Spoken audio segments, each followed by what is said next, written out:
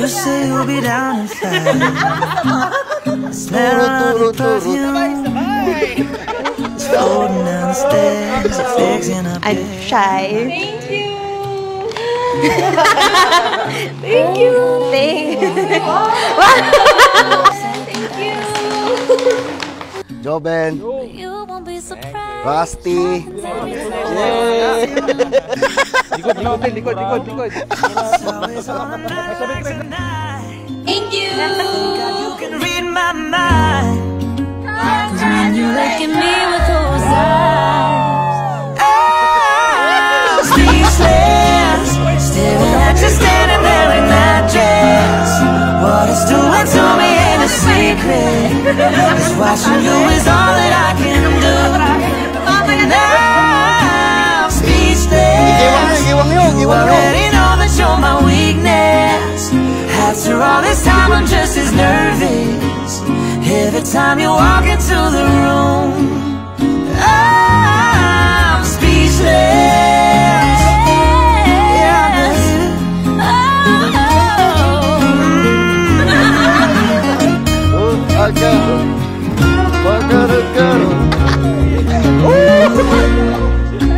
It's always on a night like tonight.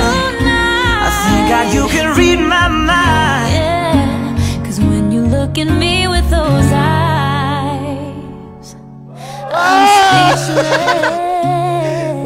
Standing there in that dress.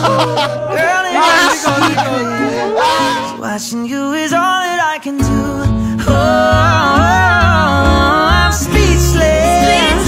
You already know that you're my weakness. After all this time I'm just as nervous every time you walk into the room. I'm speechless.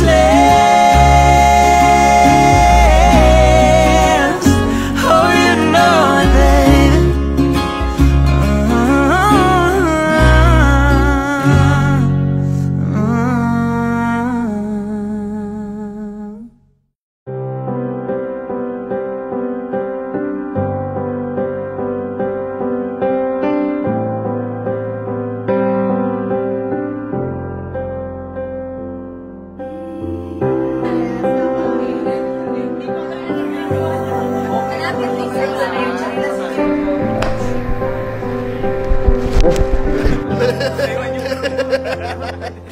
Nauna kami nagkilala sa Cebu, 2018. Pero, ano lang yun, purely work-related. Noong una, hindi ko alam na supervisory, then ako, analyst.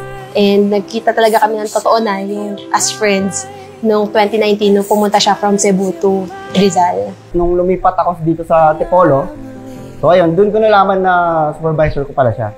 Ang paborito ko sa kanya is yung pagmamahal niya sa akin. Kahit hindi mo bantayan, iniingatan ka talaga niya, di mo kailangan sabihin.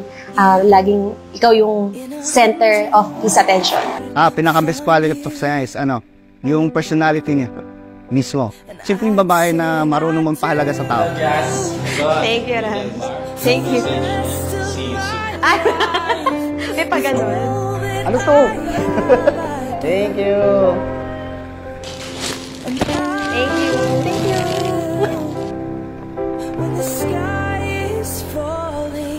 Wow. Baka may laman. Teka. Ay! Meron. May laman pa. Okay. Thank you. Thank you, Mahal. Ganda.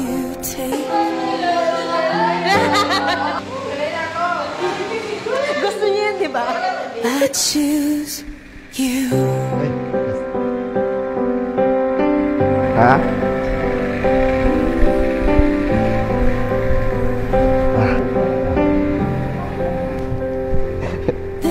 Greatest struggle namin is nung nakunan ako. Nung nakunan siya, ayun, lugmok fair, then, so ako, hindi ko pwedeng pakita sa kanya na ganun yung nararamdaman ko. So, kailangan maging matapang para sa kanya. So, and inalagaan ko siya ng best friend na meron ako. And then, sinikir ko siya na tutuloy natin to. Meron man o wala, kasi mahal kita. Nung nakunan ako, parang, as in, laging, ako na yung, parang, hindi siya umalis sa paningin ko. Tapos, laging, minimake sure niyang masaya ako kahit hinang-hinan ako. Pinapalakas niya ako. The rest of our lives, with all that we have, we do. And we will, when the sky turns black and he comes back, riding on the clouds. Every day and every moment, every breath we take, we choose you. Ano yung sikreto para magtagal kayo? Para manatili kayo? Alalahanin niyo yung araw na ito. Alalahanin niyo yung araw na ito na nangako kayo sa Diyos na magsasama kayo sa hirap at ginhawa, sa ligaya at dalita, sa sakit man o sa kaginhawaan, magkasama kayo, haharapin ninyo yun. At ito'y panghabang buhay.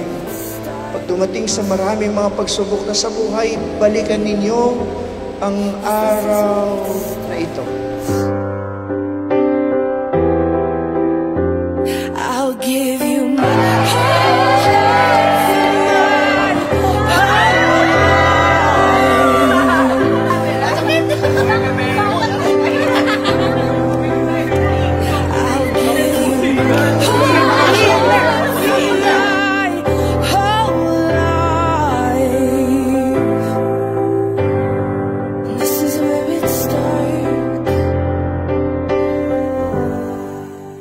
Mahal, kasi mahal ang tawagan namin.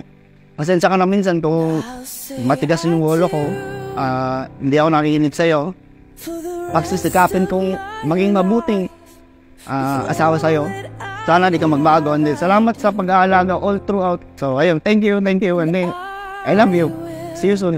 Delmar, my love, thank you so much sa pagmamahal. Since day one, actually, kahit di pa nga tayo, mahal na mahal mo na ako.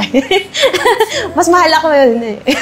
So, thank you so much sa lahat ng pagmamahal, concern, pag-aalaga, and everything. Kahit may pinag-aawayan tayo minsan or madalas, lagi ka nandyan, di ka maalis. Habaan mo pa yung pasensya mo sa akin. Love you, love.